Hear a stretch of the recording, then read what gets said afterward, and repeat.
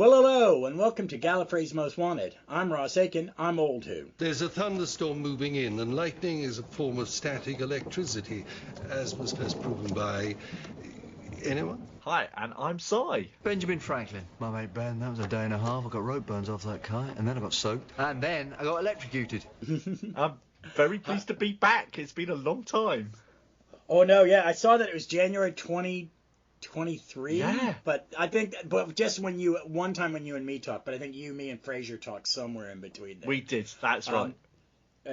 I'm so glad you're on, and we were just saying that this is the first time you've done a regular episode, and I think I'm glad you're on this one, and it's one I was looking forward to doing, which is season 3, episode 1, Smith and Jones, the introduction of Martha Jones and the reintroduction for Imagiman, because she's one of those rare people that plays one character and then comes back very quickly and plays another one. So I'm going to jump to the synopsis from Paul Smith's The New Who Program Guide, and we'll get to chatting. Smith and Jones, Story 3.01. Writer, Russell T. Davies. Director, Charles Palmer. Producer, Phil Collinson. Executive producers, Russell T. Davies, Julie Gardner. Originally aired March 31st, 2007. On her way to work at the Royal Hope Hospital, trainee doctor Martha Jones bumps into the doctor. She then finds he is a patient on her ward calling himself John Smith, although he denies the earlier encounter. When she listens to his chest, he has a double heartbeat. A storm cloud forms directly over the hospital, but the rain from it goes upwards and the building is transported to the moon. As the occupants panic, the doctor is impressed by Martha's practical response. Spaceships land nearby, and the doctor recognizes the rhino-headed Judoon troopers that emerge and take charge of the hospital. They are intergalactic police seeking an escaped prisoner hiding in the hospital, so have moved it to the moon where they can claim jurisdiction. Their prey is a shape-shifting, blood-sucking plasmavore posing as an old lady, Florence Finnigan. When Martha interrupts her feeding on consultant Mr. Stroker, she is chased by Florence's slab bodyguards, one of which the doctor kills with high-powered X-rays. Florence now appears human to the Judoon scans, but the doctor does not and becomes their prime suspect. He realizes the cornered Florence will try something desperate and finds her modifying an MRI scanner to send a massive magnetic pulse that will kill everyone on the moon and half of the Earth. He tricks her into drinking his blood, believing him human, which gives her away to the Judoon. They execute her. Detecting the sabotage of the MRI, the Judoon evacuate. With the air in the hospital almost depleted, Martha revives the doctor in time to deactivate the scanner. The departing Judoon return the hospital to Earth. Later that evening, as her brother's 21st birthday party descends into another family argument, Martha spots the doctor. He offers her a trip in the TARDIS, nipping back for their encounter that morning to prove it travels in time. Another great synopsis from The New Who Program Guide, official and unauthorized, by Paul Smith, with a foreword by the master himself, Jean-Marc L'Officier. Get your copy, get your copy, get your copy. All right, back to the show. All right, so I'm going to let you go first. What was your first impression of this episode years ago? Because this was 2007. I know, it doesn't seem possible, does it? It seems like yesterday. I know that we're at 18 years since New Who started, and we're about to go into the third phase of Who, or we're already in the third phase of Who history, with 14 and 15. Yeah. So what was your first take on this and on Martha? I remember watching this one thinking, Doctor Who's got a real confidence about it now. They know how they're doing it. They've had 2 years of working out how to do this show to the best of their abilities. There's been a few false starts. There's been a few things that haven't quite worked, but they've really honed it by this point. And Russell has really got his season opener is a breezy, bright, fun adventure. Usually introducing someone new, and he just has confidence. I think David Tennant also had a real confidence at this point. He knows how he plays his Doctor. He's had a year and a bit to really get inside the character. Again, if you watch series 2, which I've just done, you can see there's a lot of kind of tentative steps where he's not quite sure what he's doing and he's working this out.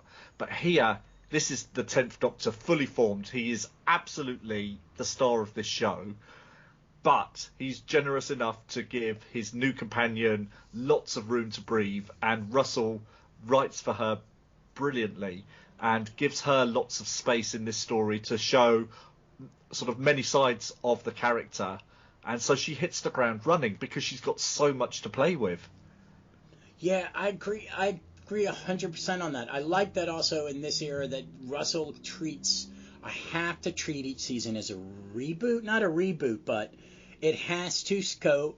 Him starting with it being about Martha, you could get to a new viewer who's tuning in for the first time, doesn't have to worry about... You're going to get all the backstory later. He doesn't do any of that because he does it in the next season when he brings back Donna. Yes. Who's an existing character. It's still about Donna. It's still a good jumping on point. All the backstory can be explained later. But so I like that how tight it is. I think you're right. They've really Davies has made choices and changes and how he streams on. I think he's probably rewriting a little bit more because reading the book he did with Benjamin Cook to see how much rewriting he actually did on these shows to get them to work. But this is one of his scripts, so he knows exactly what he's doing. And what I like about Martha and Free Management's portrayal of him, she is never going to be a companion that screams. She's on the moon and she's in awe, and it's viable. She's a doctor. I have to say, and it's really setting up why she doesn't stay now that her family's a mess. She's the one that takes care of everybody. She's a nurturer. She's a carer. She's a healer. And that's all there at the beginning. And none of that has to change. No. Those first couple of minutes are really tightly written because you get the whole family dynamic explained in the course of 3 or 4 different phone calls across the family. And you've got all their various different viewpoints, all the whole grudges. Yeah. The whole. I'm from a huge family. I understood that because there's 6 of us, and my mother was a bit.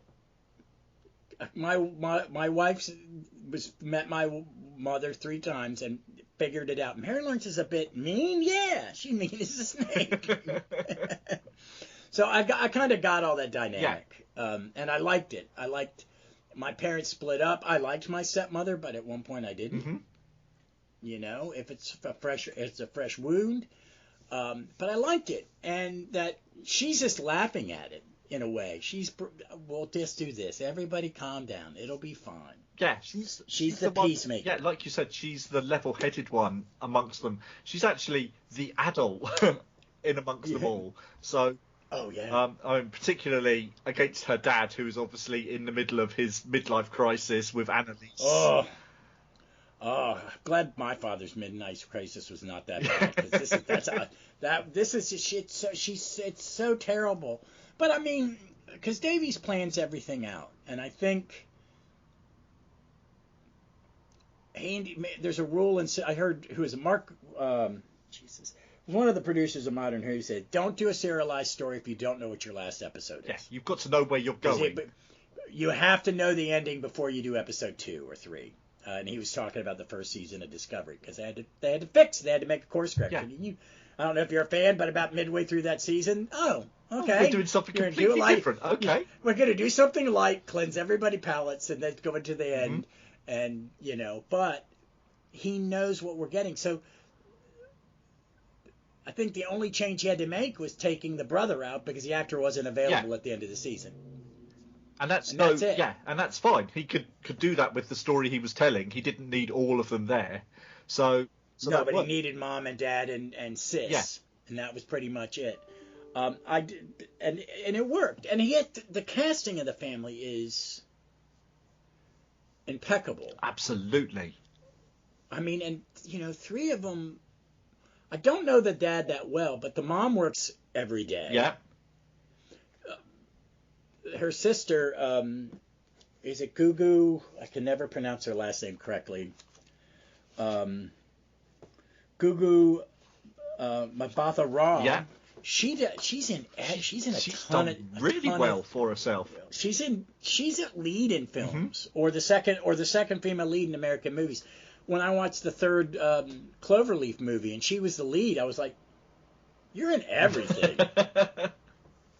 And she's had a couple pilots over here for some big shows that just didn't take. Yeah, and she had the sort of second lead in Loki, didn't she? For Disney. She's great in Loki. She was Ravonna. Yeah, I'm a big Avengers is one of the first comics I've read, and Kang is a Avenger villain, and Ravonna doesn't look like her, which is fine, but she's a big deal in his mythos, and I thought she was a good fit, and she was really good in Loki. Absolutely. I liked Loki. It's but the family is just so tight, and the mother is I adore her. She's so good throughout the season. Yeah, and it takes you a while to sort of work out whether she's actually likable or not, because she seems so severe, particularly in this episode, because there's a lot of anger in her. So it takes you a little while to sort of warm to her and see that she does care and she does. But because sort of through the season, she's so against the Doctor that you're instantly, oh no, I don't like her, because obviously as fans we're always on the Doctor's side. So yeah, but you can, by the end of it, you completely understand that she would do anything for her family, and particularly for Martha, she would kill, as we almost see.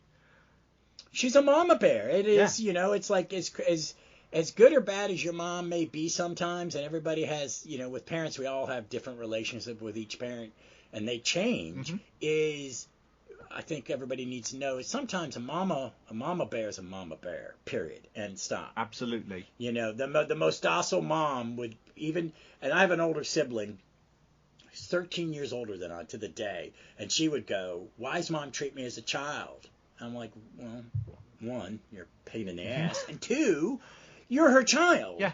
That doesn't change. The fact that she's 60 and you're 40 doesn't change nothing. No, not at all. And it's, and they're, go ahead. Absolutely. And you see that, I think, almost best in The Stolen Earth, where Martha materializes in her mum's house. I love that.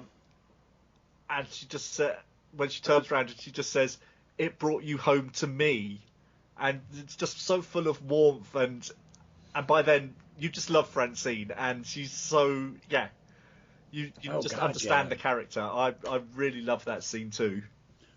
Was she a big star when she guested on this, or she got more work since then? I think I think she'd worked steadily, but I don't think she'd had anything sort of huge. So she's one of those people who was always around, but she'd be in smaller roles and sort of guest roles, sort of rather than leads, really. So when she did New Earth the year before, it wasn't a surprise that she was in Doctor Who, but again, it was a guest. And you could absolutely see Russell thinking, "Oh yeah, she's brilliant," and clocking that and bringing her. Well, yeah, because he's such a TV guy. Yeah, like it is. I don't want to do films. I want to do television. Is my art form. Is what I like about British television, and I try to explain this to people. Is how is there as good people because I watch when we see it, it's on Masterpiece Theater or something like that. It's on a public. Because it's only as if 2 states were making all the movies. It's a smaller population, so everybody gets the in this country the unemployment rate for an actor is 99%. That's for people because the joke is if you meet somebody in New York and they go, "Oh, I'm an actor. Oh, what restaurant do you work in?" Because there are just so many of them. But I think you all have a better core of actors. I think there's a quality because I watch a lot of British television because some American stuff is just I've seen it all. Yeah, exactly. It's the same. Everything's the Buffy model when it comes to sci-fi or adventure television, including in Davies. Davies is using some of that. Oh, Josh absolutely. Whedon. Yeah, he I'm always going to build a said Scooby. I'm going to Buffy the Scooby was Gang. his model. Yeah, and I agreed. I saw somebody on a television podcast complaining about it. It's like, can we find another model? Because a lot of stuff's just a cutout of either Buffy or one of the successful ones. But he's so good at casting people, and I know he casts a lot of the same people over and over again. He has his own little repertory company. That's why when he was coming back, everybody was looking back at his last 3 shows. He goes, "Oh, who's going to be the Doctor?" And it wasn't any of his people. It wasn't, which I liked, but his people pop up. Oh yeah, absolutely. Neil Patrick Harris was a case in point, really. Who had I would assumed he knew what Doctor Who was. He had no idea. No. And my wife was like, how would he? It's like, because he works. He's been working since he was like 8. He's a Broadway guy who just does television so he can do Broadway. Because, I mean, he gets paid a ton to do Broadway, but, he did a lot of small things. Yeah. Like he did Assassins. I don't know if you know that Sondheim musical about all the presidential assassins. Oh, right, okay. And he played Lee Harvey Oswald in it. It's a great play. It's really dark, and he's not even the main character of it. He's just in it throughout. Yeah. Where you meet him all. But yeah, he's a great cast. And back to Preface, this episode's really about her, and she's just so good from the get-go. I work in a hospital, so I know a lot of doctors. They're not that. They're more like the chief resident, what we would call they're more like him than they are her. But I've met a couple of Morgenstern. What was it? Adam Morgenstern? Yeah. Yep. I've met a bunch of them. And so I really got it. The little old lady. I love Anne Reid. Is it Anne Reid? Yeah, of course. Yeah, who then Russell uses as part of his rep following this. Oh my God. I have not watched was it Time After Time or Years and Years. I can't watch it. It would trigger me. I think because I had same thing. I watched the first episode and it was just too much. Yeah, I can't. It was so on the nose that it scared me. Yeah, and it does. Her monologue, which is now floats around, where at the end she goes, "It's all your fault," and it starts with the checkout ladies in the grocery store, and I went, "Yeah, oh my God," because my wife won't use self checkout. She got me to do it. It's like these people's job. Okay, yeah, I get you. I'm it's these people's jobs. And I kind of get that. And that monologue where they're all just oblivious to all the horrible shit they turned a blind eye to. It's just I can't watch it. I can't. No, it's powerful. And I didn't even see the whole show at her speech, just in the way she delivers it. That judgment, that it's just, she's powerful, and she's very good in this because she knows what's funny. Yes. But she doesn't play it for a laugh. I don't think no. She plays this horrible monster as probably I don't know. Not every actor's sci-fi fan. She may have no idea, but she's so malevolent. Yeah, absolutely. She pitches the performance just right to be a proper camp Doctor Who villain in sort of the best traditions of the classic series. I think it's a very classic series performance, but it absolutely works. It's just the way she brandishes the straw and says, "I've got my little straw." Yeah. And it's just perfect. Absolutely perfect. It reminded me a lot of like villains you would have in like Happiness Patrol or like in the Paradise Towers and stuff like that. Yes. The little old ladies where it's like, doesn't have to be a big monster. It just has to be scary. And she's exactly. And I bet her character terrified little kids. Oh, I hope so. Because and the slabs, which were a good catch or good take. But I loved her in it. I loved the pacing of it, and her and David Tennant are so good together. That scene at the end where he's coming in and playing dumb so that he can find out what she's doing and get her to to give herself away is really, there's really great byplay between the two of them. Oh yeah, and I don't even know if they worked together before, but it was a perfect performance, and the entire guest cast was good. The gentleman that plays Adam, the other doctor, and the guy that plays the head doc, Roy Marsden. I know the name. Oh, Roy Marsden is a really great UK actor. Okay, I've probably seen him, but I just couldn't. I know the voice and I know the face, and I was like, okay, what Perot have I seen him in? What Agatha Christie have I seen him in? Yeah, he's one of those people who turns up in everything as a big guest cast. Yeah, but he was so good in it, and so I like that moment they give him. My daughter's in Florida. I was going to retire in Florida. My daughter, there's Florida. Davies finds these little moments to give actors that the actors hang on to and grab that sentimentality. That I'm doing something big and flashy. It's Doctor Who. It's a lot of science fiction. It's a lot of monsters. But where's the character piece? Where's the thing that shows who I am on the inside? And that's a little one. That yes, he's a bit of a pompous jerk. He makes that comment about before I waste away. Yeah. But he has that little moment, and it's so sweet and it's so nice. And then he gets his blood sucked out of him. Yeah, exactly. And it's just he's just sort of very much like a hospital surgeon. Sort of over here, that's exactly what they're like. Because they refer to him as Mister, don't they? So that means he's a surgeon. He's a cut above all the other doctors. So he's always Mister. Okay, I'd never heard that until I watched. I can't remember. It was years later. I'd been working in healthcare for 20 years, and I went, okay, that's a weird thing. Because everybody, once you're a doctor, my wife's a doctor. She has a PhD. You're just a doctor. Yeah. And so, but yeah, I loved him in that. And so all those little pieces come together. One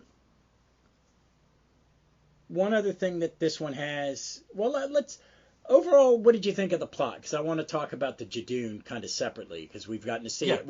But I like this story. I thought it had all the neat little twists, the things. Is there what was your favorite part of kind of the structure, or what was in it?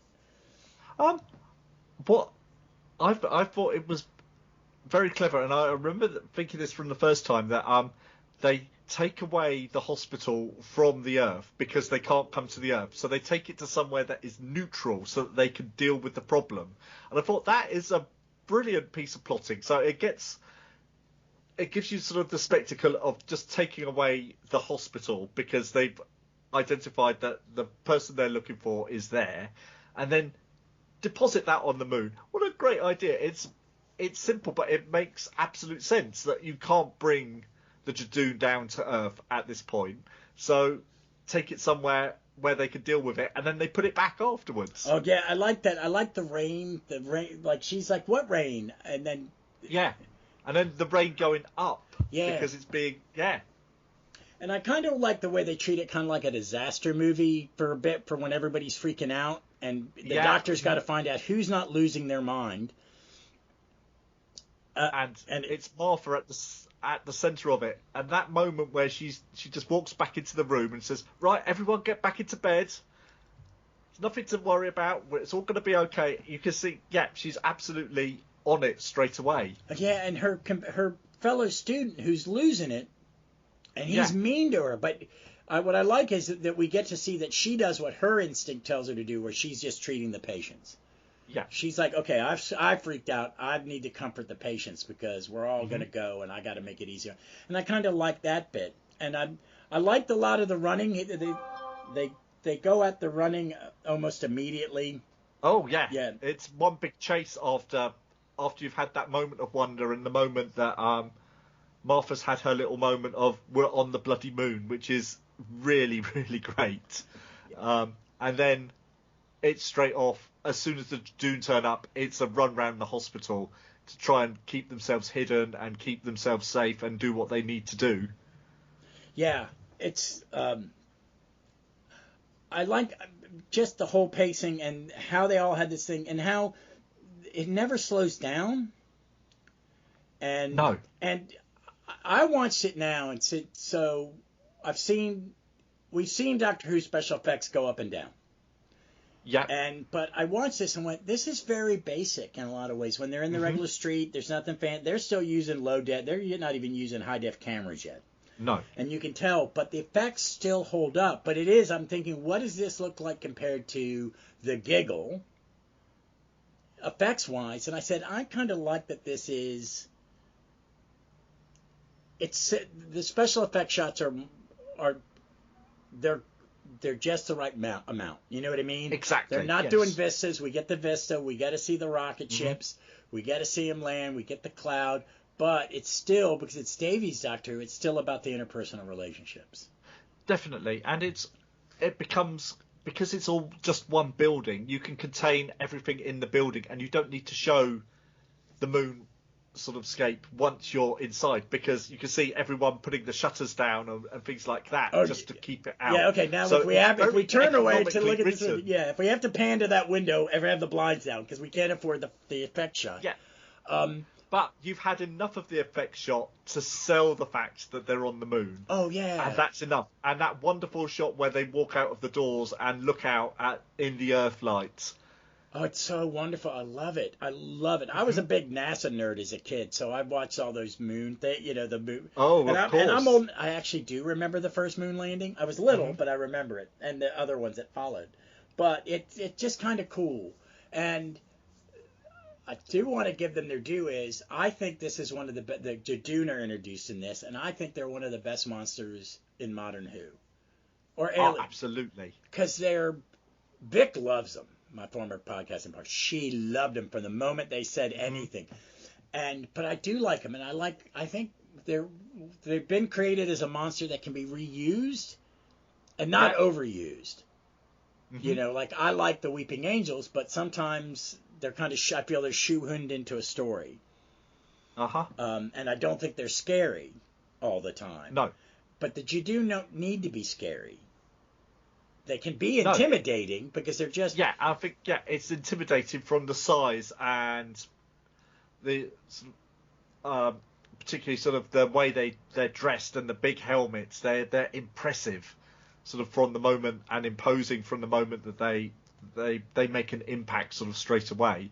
And again, I think we're sort of in the top three, really, aren't we, of the new series monsters? It's the Ood, the Judoon, and the Weeping Angels. Yeah, the ones that have really had longevity. Yeah, I think the Ood are my favorite. I really do love the Ood. Yeah. Because both of them, because they work as a monster, and they work as now just being an alien who he runs into, and they can reuse them, and they have a personality that is workable. And the makeup's great, and it's a practical makeup. That's one thing I think I like about the Judoon so much. It's less CGI and over stop motion, motion capture, and more. Let's have a functional mask with motors and pulleys and stuff. And I know Nick gets a lot of work, but his Judoon voice is good. Yeah, absolutely. Yeah. It's really distinctive, and Russell gives them a distinctive way of speaking before they get the translation, and it's something that kids can do easily. They can make up their own rhymes like that in the playground, and that's so important. Oh, I know. There's got to have been a kid who got their Judoon action figure and just started doing that to the point to where their mother and father going, hide the toy. I'm sure. But yeah, I love them. They're great. They were funny. They were given stuff to do, and because they weren't the big bad. Yeah. But they wanted to let's make fun of over officious police and government officials and the bureaucracy and all that, just so everybody laughs and they have a point of reference. But it makes them relatable from the start. We've all been there and seen that and know that happens. Oh. And so why not make them great big rhinos that do this, that are just for hire? It's brilliant. I love the rhino thing. I love the rhino thing. When he's trying to describe it, when they're trying to describe it to the police officer at the end, when they're all kind of just sitting in the ambulances outside, it's such a funny moment. And then every time they appear after that, it's great. I don't think they've ever been not used well. No, I think they have Yeah, Have a good... all the time. It's really nice when they turn up again. And it was something that I wasn't expecting in the Jodie era, that they would suddenly reappear and have a prominent... and have an episode named after them. That was brilliant. Oh, no. God, I love that episode. I love that episode. I love that episode. One, because we get the fugitive doctor, and they're so good, especially when she tears off the horn. Absolutely. Oh, my God, I love that moment. I love that moment. And they were just a nice add-on. And I like that, because this is a season, every season has its own personality. Yes. I love this season. And I started to watch Shakespeare Code, and I like it. It always is one. I'm a big Shakespeare guy. Mm-hmm. But I enjoyed it because, I kind of see him. I like that version of Shakespeare, because we're all just guessing. Well, absolutely. So you might as well put a different stamp on it from all the other versions of Shakespeare that we've seen. My favorite two are this and then Upstart Crow, the sitcom.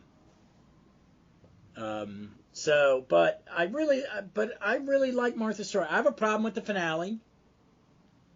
Mm-hmm. It's one of those finales where I go, stop trying to top yourself. That's my problem with a lot of TV is, this finale's got to be bigger than the last one. No, it just has to be a good finale for the story you've been telling.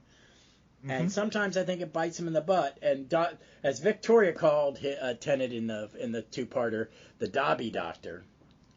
Mm-hmm. Absolutely. But Martha's story, she gets her arc is what makes this less what happens.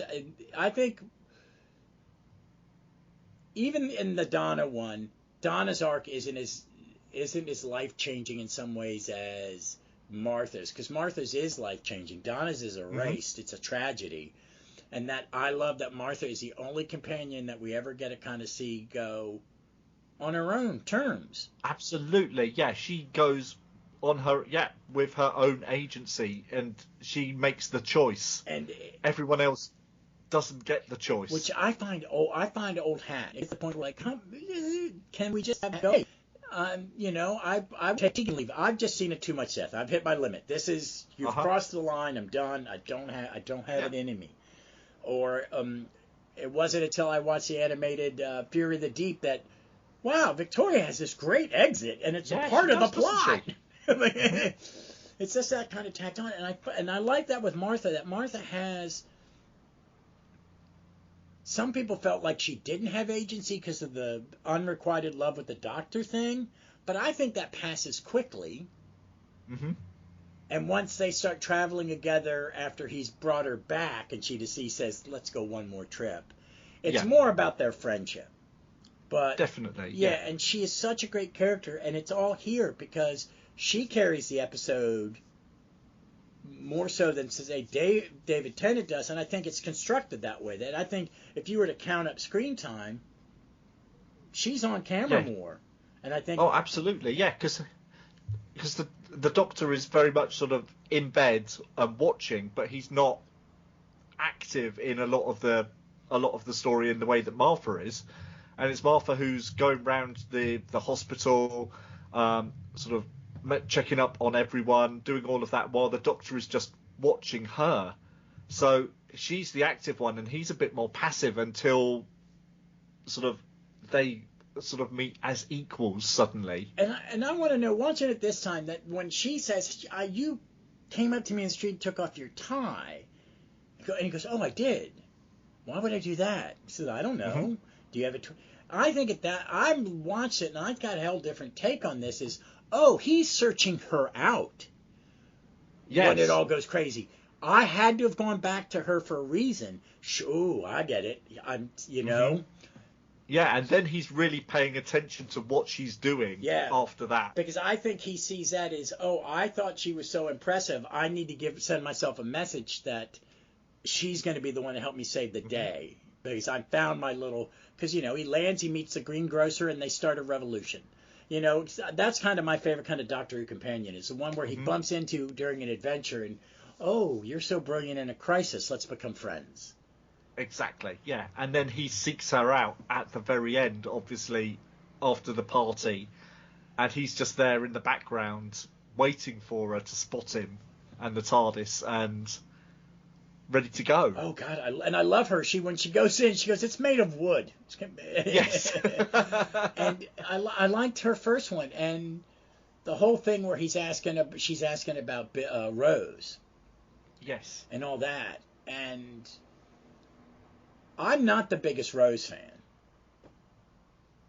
I like Rose, and I appreciate why Rose is important, but I think Rose is, I kind of like the 1-year companion sometimes more than I like the multi-year, and I think there's a reason we're going to see, I think we're going to see them come in and out quickly, is I think Davies understands it's a little better, because sometimes, people got tired of Amy and Rory, people got tired of Clara, if they liked her at all. I always liked Clara. I prefer her with Capaldi, but that's just me watching two actors who I think they're more comfortable with. But I like the one and dones, and then bring them back for a few. You know what I mean? Let's do a season and then have them come back when we need them. Because I think you get a better story. Yeah, and it's good to keep changing the dynamic between the Doctor and the companion, and it keeps the show fresh. Yeah, I think very much. And I think Davies had a definite plan with Rose, Doctor love. Was it platonic love? Is it what kind of love it is? But keeping it vague, unrequited love, and then just a best friend with Donna. Yeah. And Exactly, and you've got to work your way through that, because the show hasn't done this kind of storytelling of a Doctor and companion in love before, and so they've got to look at all the various angles, because it's new ways of telling the story for Doctor Who. So it's Russell sort of thinking, well, this has never been done before, so let's see how this works, where this takes us. And he doesn't get it right because it's new and untested, and you don't know what's going to work. And he hit such gold with the Doctor and Rose for those first 2 years that anything after that, I think he's kind of aware that the audience loved the character of Rose, and so he keeps mentioning her, but then that's not fair and then that means the audience is constantly comparing Martha and Rose, which does Martha a bit of a disservice because they don't know her so well. Yeah. And so you're sort of working through this thing, and then the following year he gets it absolutely right, that it's just two friends travelling around the universe together who are in love with each other, but platonically in love, and they're not romantically involved. They just like being in each other's company to the detriment of everything else. It's just, and I think that's a great thing, because I think you can tell the great companions throughout the history of the show is when they have a very simple relationship. Donna and Sarah Jane, Jamie, I think Yasmin. Yep. I think you get that. I think you get Ace. You definitely get it with Ace. Yeah. And in the audience, you get it with. I think you get it with a lot of Big Finish ones. I think they, because I think I could name 4 or 5 are like that. Flip with Sixie. Yep. Lucy. Charlie. Yep. I'm a big Liv fan. Yep. Liv is, I think, one of my favorite companions of all time, because she's just, because, you have a companion like Martha who has a job and actually gets to do her job.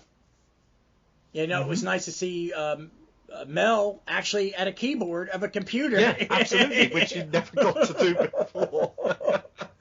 So to have it, and so I think for Freema, Agyeman took a hit, because I think fans who had a lot of old fans, but also had a lot of new fans, and they loved Rose, and it's like, oh, give them a new love. It's like, no, that's not the. And Davies goes, and I think Davey, to his credit, goes, that's not the point. That's we can't have him like, we're going to show the other version, and then I'm going to try that. Okay, now I'm just going to do. I have an actor who has that relationship with the other actor. I'm going to bring her back, Catherine Tate. So we can, it just saves us from having to create something new that is so magical. And I mean, it had to have been short. It had to made his writing easier. Oh, absolutely, because that's all sketched in already, and there was no guarantee that David Tennant and whoever was going to play Penny Carter would have had that chemistry that David and Catherine had. Yeah, and that's what your chemistry can't be created. No, I really don't think it can. And I think he has a very good chemistry with Freema as Martha, because they have good moments. She puts him in his place. Like a good doctor, she asks good questions. Yes. Sometimes, like at the end of Gridlock, where she goes, "No, I'm not going anywhere until you answer some questions." And he starts telling his life story. She calls him out. Mm-hmm. Which not all the companions do, and she's not going to put up with his nonsense, because it's the same things that is happening with her family, where no one is quite telling each other the truth, and she's at the centre of it all the time. Yeah. So she's going to react against that, and she's not going to stand for it in him as well. Yeah, and I think some of that comes from, maybe she did her homework, but a good doctor is someone who asks questions and doesn't let their patient give them the easy answer. It's like, really? Is that what it's doing? Come on, we're going to, don't self-diagnose yourself. You never want to go into a doctor's office and go, I know what I have. I had shingles about a month ago, and I went into and I went into patient first because WebMD saw it. I went into urgent care. We have non-emergency or urgent cares in this country. We call them, in their companies, it's called patient first, tacky. But I went in there and I said, I think I have shingles. And the woman goes, well, you looked it up on the internet. And I showed her and goes, oh, no. Okay, here we're going.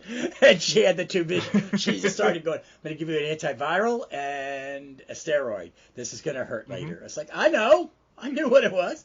But, but doctors know how to ask that questions. And I think I really like that. And I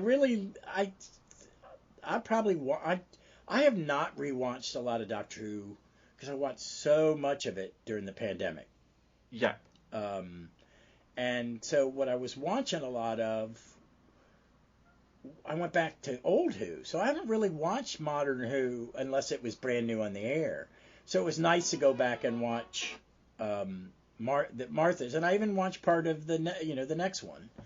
And I was like, and that says something, doesn't it, when you end up doing that? Yeah, and it's something, I love the season because it's got more good ones than bad ones than I remember, because I really haven't even thought about it. Let me cheat to the... No, because you've got Gridlock, which is... Oh my God, brilliant. Okay, Gridlock and then Daleks in Manhattan, Evolution of the Daleks. Okay. Yeah. It's not my favorite Dalek story. The American accents are better than most. That I didn't know Andrew Garfield was an actual Okie. He definitely watched The Grapes of Wrath a few times to get that accent. Oh, yes. Yeah. I like the Lazarus Experiment because it has Mark I do Gatiss. too. I always think that's great fun. It is, because it's Mark Gatiss playing a monster. I saw he won he won a Best Actor Olivier. He did, yes. But he's already got an Olivier. He got one for Coriolanus. I like that. I'm a big fan. I'm looking forward to they announcing him and Matthew Sweet are doing a TV show together. Yes, in the 40s, so that's right in their wheelhouse. So I cannot wait. Human Nature, The Family of Blood is a masterpiece, I think. Yep. Blink. I think I've shown it to non-Who fans and they've gotten it. So Utopia, which I love. Yeah, Utopia is a brilliant episode. Oh my God. I was so glad when Big Finish hired Derek Jacobi to play the Master. Because I think he needs to pop up in a... He deserves that. He needs a screen. Yeah. I think Russell needs to bring back... Here's my thing. He needs a Derek Jacobi to play the Master in a modern show. And I want Rufus Hound and Jenna Wayland to play the monk. Definitely. But then Sounds of Drum, Last of the Time Lords. My big problem with that one is there's some choices that I'm not too keen on, and I've never been. John Sims' Master is okay to me. He is not my favorite Master. No. But I think he's better served at the end of Capaldi than he is with any of the previous appearances. Yeah, I think he suddenly, I think, has got what he's doing and understands And he's the role. Yeah, better. and he doesn't have to fly around like Super Master, which my wife watched it with me. And she goes, "But you like comic books?" Yeah, and I want my characters in comic books to fly. I don't want my villains in Doctor Who to fly. Exactly, and because he's playing against Michelle Gomez, who is, again, such a dangerous actor because you never quite know what she's going to do, and she does all of those things that his master, again, did before. So he doesn't have to do that. He can just be stiller and more serious and not so manic, because she's so manic. So he's got to take his performance down to be the contrast, and that really suits him. Yeah, it does. He's so good at it, and I think we've had some good masters. I actually think Eric Roberts won me over in that first that anniversary master set. When he did, I mean, it's in the writing, but when he sends his past self in to do something traumatic and horrible, knowing that it's going to happen, and he sits there giggling, look, I just, But Martha's story in this, and her relationship with the Master, and her family's relationship with the Master, I find incredibly interesting in that finale. It's the Doctor Master stuff I'm less engaged in, because I just think it's a little too big. But Martha's story, and that I have it, but I haven't listened to the box set, which the Big Finish, where she's on her walkabout, her year on. Oh no, I haven't heard that either. Yeah, and I kind of like that I don't see it in the show. That you see how bad the world is. Yeah, and you get the hints of what she's done and where she's been and the danger she's been in. Yeah, and you believe it because you see how terrible it is. And even though they do a big reset, which I find in science fiction television, especially television, kind of a tired trope, I buy it in that one. I like it. I like all of that. Because basically the whole season is all about Martha shines in it so much. Even the episodes I don't really like, I like her take charge. She gets to do a lot on her own. Yes. And I think that says something about Martha, and it says something about Freema Agyeman as an actress, that we're going to give her what to do. She's going to go lead the revolution while the Doctor does something else. Yeah, and you believe it. She makes it believable that she's done this, and that she is smart enough to have outfought everyone else and done something underneath the radar all that time. And it's not that she's just collecting the bits of a gun, because that's not her. No. She's done something smarter and different all the time under the guise of doing that. Yeah, she's just so good. Oh, I know. I hope they maybe he'll bring her back. Maybe, he's not afraid about bringing people back. No, that's true. And it would be nice to see her in unit again. Yeah. With Kate and everyone. And I thought it was kind of a shame that actually she was not there in the power of the Doctor, because I think that would have been really lovely to have seen someone else from the new series sort of sat there, and she would have been a really great fit for that, and could have established a relationship with Kate through unit and everything else, and I think that would have been lovely. I think it would have made sense. It would also kind of fix. I mean, I know none of us really like the Martha Mickey. Yeah. And I don't know if it's because the actor that played her love interest in the two-part in the finale is a big star. Well, he played Lucifer. Yeah, Tom Ellis, isn't he? He played Lucifer, based on a Neil Gaiman comic on Fox. Is it Fox? I guess it was Fox or CW. And he's really good. He's very, very charming, and he's done other things here too. But I think you're right. She'd be nice. The rumors. He wants to do spin-offs. He wants to take this Disney money and wants to do spin-offs. He wants a Doctor. I think at some point, maybe a year or two in, because I'm very jealous of you all having what's on your iPlayer now. Now very, very lucky. You are, and what I like it is because I used to tease Jeff, and I would tease any of y'all, was basically I can go on Pluto and they're showing a Doctor Who on this app. Yeah. We've always had it, and Australia's always had it in rotation. But I I've gotten access to an iPlayer and watched, and been able to watch some of it, and I think it's great. And that you guys finally have it. But I'm hoping that what Davies does is get Disney to just pay the BBC the fee. And let them pay the copyright to their people. That's because your all's copyright law for old television is way different than ours. It's very, very, yes. Yeah, that Terry Nation owns the Daleks he's lucky. In this country, no, it's all work for hire. Yeah, it would never have happened, would it? No, it wouldn't have happened in this country because we have no history of it. Unless like you're someone like Chaplin who created when you see New Line Cinema, that's a company he founded. Oh wow! United United I'm sorry, it's United Artists. Okay. That company was founded by him, Douglas Fairbanks Sr. and Mary Pickford. And it's wow, of course. And then they united together. They're United Artists, yeah. So we didn't have that. So I have to explain that to people that BBC only owns the TARDIS and the Doctor and Gallifrey. Everything else is everything pre-modern Who is all owned by the original writer. So is Unearthly Child still not on the iPlayer? No, still not there. He's a twat. Isn't he just? You're just the talentless child, the less talented child of a person who had just enough talent to write one good Doctor Who. Yeah. Yeah. But I would like to see her come back. I'd like to see more of Martha. I don't understand why they've not done her. Well, they haven't put Tennant with anybody and Big Finish with anybody but Donna. No, he's had some with Billy as well. Has he had a couple with Billy? I'm a little behind on his stuff because the only point I'm on a budget, so it's 8th Doctor and 60. That's my. Okay. He's done a couple of box sets with Rose as well. Okay, I think I have listened to those, and they just weren't that it's always felt like Freema's been missed, but it might just be that she's been so busy that she's not been able to do it. And who knows what they've got in the can because they're always 4 or 5 years. Well, exactly. Yeah, so. But I'd like to see more of her. I'd like her to come in. I would like Unit to be the spinoff and it'd have Kate. I think you have a Redgrave to lead it. And then you've got these other characters. You have the new Rose, which I loved her.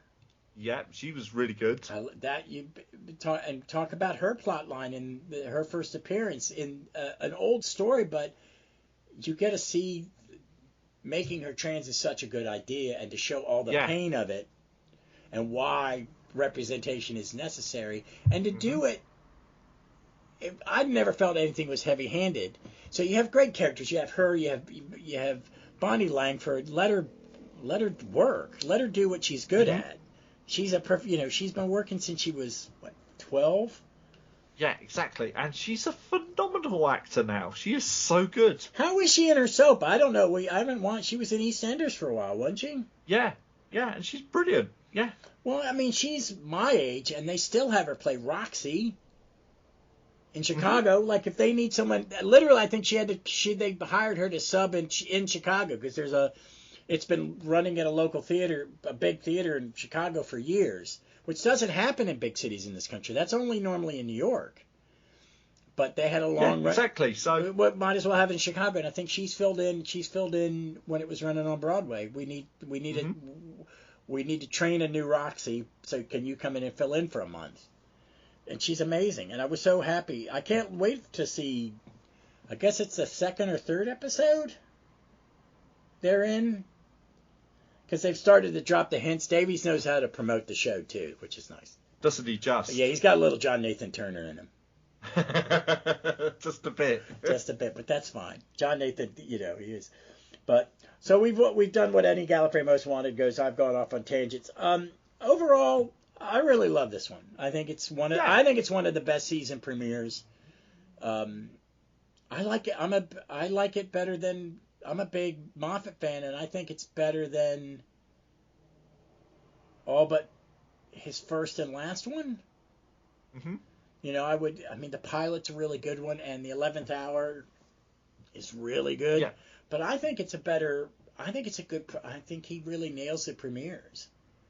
Yeah, I think he just knows just how to get the tone just right for these introductory stories, so that you can bring if you've never seen Doctor Who before, like you said earlier, everything is there for you in those episodes. And I think so that and Partners in Crime. Oh my God, I are love absolutely spot on. And I think for season 2, it's not New Earth. It's definitely Christmas Invasion, because you have, and having Rose in the family and sticking with a companion was a good idea.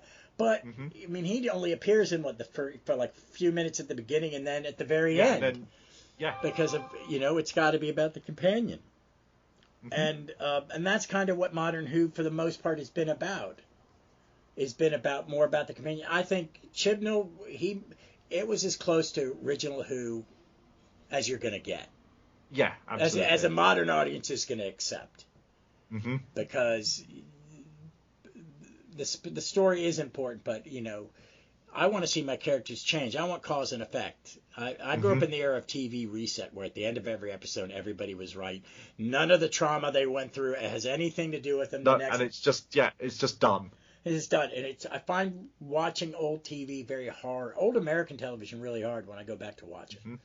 Because I've been so spoiled by, I think we're in I still think we're in a golden age a new golden age of television, with stuff from Davies and Moffat and Chibnall doing Who, to Breaking Bad, to Rhonda Symes, who does all the doctor shows.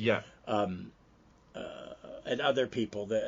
Vince Gilliam, who did Breaking Bad, he's a Richmonder. He's from the city I live in. And stuff like that, where the writers are running the shows. Eric Kripke, who did Supernatural for at least the first 5 years, which is, I think, a masterpiece in doing a closed loop story. And then, when people went, we'll keep doing it, because that's fine. I'm not working on it. Just make sure the checks bounce and don't do anything terrible to my show. And now he's doing The Boys. And I like that they have writers in charge. And writers who were fans of television, because I think it helps. And I think it really shows in Davies' original era of Who. I think what we're gonna get now from him is gonna be very different. Because he's a different writer to the writer who left in 2009. Well, and I like that. And when people said he's just going to do the same thing, they said he's never done the same thing twice. No, ever. No. Have you watched his career? No. And he's angry about things now in the way that he wasn't angry about things when he was younger. So he's going to bring that and channel that in interesting ways. Oh God, yeah. I loved all of the new episodes. My only tweak was, wow, this is really big, because sometimes I'm like, but I have a feeling he's going to pull things in. If he's got Moffat coming in, he's gone, Stephen, I need you to scare them. They need to poop. You need to scare them so they poop. Exactly. And you're the one who can do that. You can scare the hell out of them. I don't like scaring them. And I think. But it's only 3 other writers, and 2 of them are working together. He's really writing the bulk of it this year. Yeah, and I don't know if he's hiring people, because from what I understand from reading the book he did with Benjamin Cook, he didn't rewrite Moffat. Yeah, he goes, I didn't hear Moffat's until he came to the table read, because I'm not. He's my equal. And as much as I love the rest of you writers that I've hired, you're not. I'm going to fix things that I don't like. Which I think he knows. I think he wants to be a bit of a showman. I think he wants to push the envelope. Of course, yeah. And he wants to go, let's do what the technology allows us to do. And I thought their version of the Vault, what Disney uses for Star Wars, wasn't 100% the same technology, but they used it in, what was the middle one? A Wild Blue Yonder. Which I loved. That was my favourite of the 3. I really in a lot of ways, I think there were moments in the first one. I liked the Star Beast because I liked the Star Beast, and I think they really nailed it. And I liked the Donna stuff, and I loved Rose. I really did, and I actually loved Donna's husband, because he's just so. Yes. I'm just a good husband. I'm just going to do what I'm told. And I told my wife, she goes, "Do you feel something in common with him?" Yes, I'm not arguing with you. You're more like Donna. My wife's very much like Donna. And I love the giggle. I loved the joy and the spectacle. And Vic made a comment about why is he in his she made a comment about why is the doctor in his underwear. It's like, well, it's Russell Davies, and he can sometimes be a little, he did create Queer as Folk. He did this and he does that. He has a certain, he has a body. He has urges the same as everyone else. He likes a cute young man, and he understands it's a bit of camp and it's a bit of silly, and the kids aren't going to get it. But this is for the moms and dads, and it's funny. Exactly. And I thought it was and I loved. I thought I would not. It took me a while to like the division. Yeah. And people are going, but what is the other doctor doing? Well, either wait for Big Finish or just have your own headcanon. Just enjoy. Exactly. He's having adventures with Mel. It's fun. But what I liked was, because Russell doesn't normally do a straight up science fiction story. No. That he leaves to other people. He wants to do something different. But it was very much, that was the closest I felt he ever got to doing a Moffat episode. Mm-hmm. I would expect that kind of plot from Stephen Moffat. Yeah, very much so. And that's why I think it was why I liked it more than it's one I could go back and watch again because it's scary. Mm-hmm. The monsters are weird. I like the conceptual monsters that Doctor Who does. I don't need real reasons and rules. So. And you don't get them in that. And that's what's great. Oh, the floating everything was just wonderful. So I'm looking forward to that. I'm even looking. They did a musical. He had the goblins, and then we're going to get a Beatles. I want to know how they're doing a Beatles episode with no.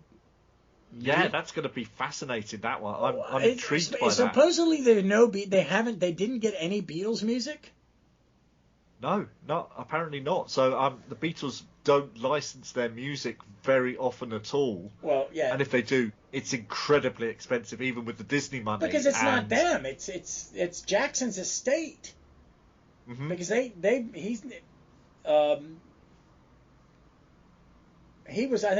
McCartney was offered it by Michael Jackson. That's right, yeah. And he said no, and then he realized later I should have said yes then because I could have, he gets paid. Yeah, absolutely. But yeah, so I want to see how they're going to do that, and I want to see Jinx Monsoon. I really do. Yeah, that's going to be interesting. I'm so looking forward to seeing just everything coming up, and bring Martha. I mean, so what's your big? Because it's less than a month away. It's 3 weeks away. What are your big hopes for this new season? Do you know what? I'm trying to sort of go in blind and just go and enjoy it this time. I think, unlike sort of the rest of my fan life, where sort of everything and you're going in with all these hopes and predictions and everything else. I think sometimes actually that does us a little bit of a disservice because we love this show so much and we see it all the time. Is what Toby Hadoke calls the antisappointment. Oh, that's a good term. I love that. Where you're so busy anticipating and trying to work out what's happening that you come up with these grand theories, and it can only be disappointing after that because none of the things you're thinking of, they're so big that they're not going to come true. So actually sometimes it's just nice to go and think, do you know what, I'm just going to go on the journey with this, and I don't need to know the ins and outs and make big predictions. I just want to see where it goes and be a viewer and enjoy Doctor Who. I think that's a good way. I was excited going into the specials, and I saw some of the promos, but I was like, I'm just going to see what he does because I don't think it's going to be. I don't think we can guess what's going to happen with the Disney, the Sony, the Bad Wolf money because they're coming in there. This is basically the same creative team from 2005, except they're all incredibly more successful, and two of them are multi-million. The two women running the company, three women running the company are like, oh, we are big-time Hollywood executives, and we're not going to screw this up. Because we didn't screw it up the first time. No, we know what we're doing. We're going to pay you to make the decisions, Russell. Have at it. Yeah. but also we've learned so much in the meantime, and we can do bigger and better. Oh my God, these are the people that did In My Dark Materials, which I really love. Yeah. I mean, oh God, yeah, that was a fantastic and beautiful looking show. I'm looking forward to it. I'm looking forward to the Broadway star who's in with God. I cannot remember his name. He was in Hamilton, and now he's in Merrily Roll Along on Broadway with Daniel Radcliffe. He's in the one where they're doing their Bridgerton episode. That's right. Oh, Jonathan Groff. Jonathan Groff. I met him. I got before I was married to my wife. I dated a theater professor out. She lived in Indiana, and she had a friend who had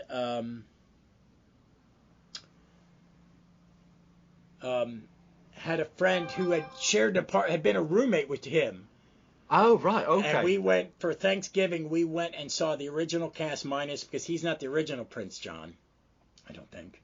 But we got to go up on stage after the promo. Wow. I didn't get to meet Lee Manuel, the writer. I'm blanking. I feel terrible. But I got to meet Davy Diggs and get a picture of him, because I'm a direct descendant of Jefferson, and Davy Diggs, who was Jefferson. It was really cool, and we got to meet him. He's very nice. He was just like, "Oh, you're friends of a friend. Nice to meet you." Blah blah blah. Yeah. My girlfriend at the time, Jane, got a picture with him, and I got a picture with Davy Diggs. And then we went out with friends, and she, a buddy of mine, worked at a bar. He's in New York. We went, and my then girlfriend got a little tipsy, and she went to the bar, and he goes, "You look like my idol, Cheetah Rivera." And she goes, "I should. She's my sister." And we sat at a bar. She chatted with them, and I talked Broadway, being a bartender in Broadway and a recovering alcoholic, my buddy Dan Ruth. It was. I'm looking forward to seeing him. He does a show on Netflix called My Wife Loved, called The Mind, where they're interviewing serial killers. My wife likes true crime stuff.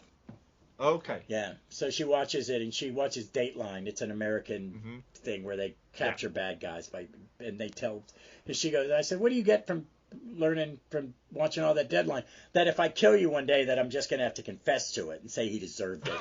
Because they always get caught. I was like, it's good to know. But well, there we go. Yeah. But I'm looking forward to what's going on. I like kind of the ideas. I like them meeting the Beatles. I like that we're gonna have a big unit story. We're gonna get it. Just I'm excited for that, but I'm not looking at really anything because I just don't know what we're gonna get. I don't know what. And that's the intriguing thing. And I hate the guess, because the lady that lives next door to Ruby knows what a TARDIS is. Why? And again, it was, she's Susan or she's the Ronnie, and it's like you guys have been guessing that since 2005, and it hasn't happened and yet. Guess what? I would see Russell Davies and Stephen Moffat and even Chip Nebb going, "I'm never doing that, just because I want you to be wrong." Exactly. And there's so much other bigger, better, more exciting stories than bringing them back. Yeah, I would to have a Susan scene before she passed would be nice, but I mean, Carol Ann Ford is she almost 90 now? She's got to be, hasn't she? Russell Davies is 90. I'm not Russell. I mean, William Russell is. William Russell is late 90s. He's 90. When I saw him, he was 93 or 4, and that was years ago. So, but I'd like to see something like that, because I loved it when they brought Sarah Jane back. Yeah, of course, and we all like to see our companions return and have their moment in the sun. Yeah, but I don't think you can do it with all of them. So I think it worked. No. I think it worked with Tegan and Ace. I think it worked with Sarah. It definitely worked with Sarah Jane. Yeah. Maybe it'll work with Mel, and they give her a BBC show. Hope so. You know what I mean? She'd be a good kid. Yeah. She could do a good children's show, because I've never. I love Sarah Jane. I did not watch the last season because I couldn't. No, I can understand. No, she was my first companion. And I was like, I'm not watching it. I know she's gone. I just I don't want her. So, another tangent. So, hey, before we go, let's, why don't you tell my listeners where they can find you on the many podcasts you appear on? Well, Yeah, well, there are one or two.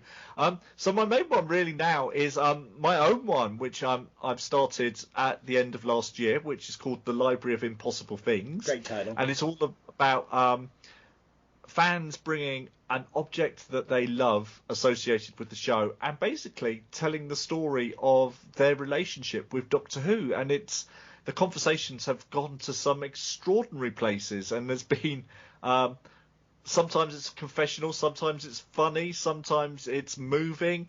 It's been all sorts, and I'm really loving hearing everybody's tales. It's a beautiful thing. It is. I like it because you've been on the show before, so I didn't ask the question. But whenever I have a new guest, I want to say, and I do it on my comic book podcast, I want to hear your origin story.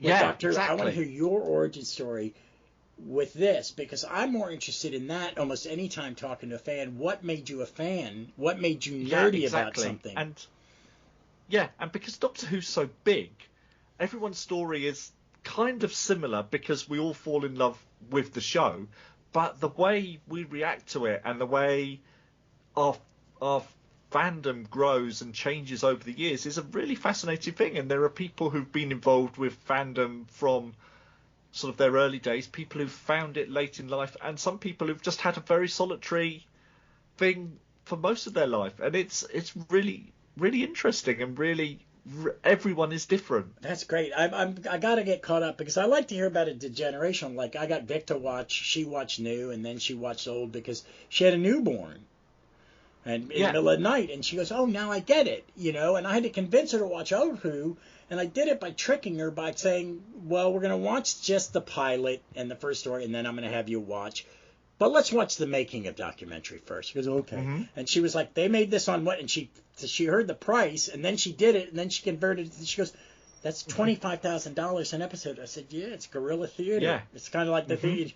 So but I like those different stories, and I need to catch up and hear some more, because I do love those stories, and that's a great idea for one. But do you still doing Maximum Power?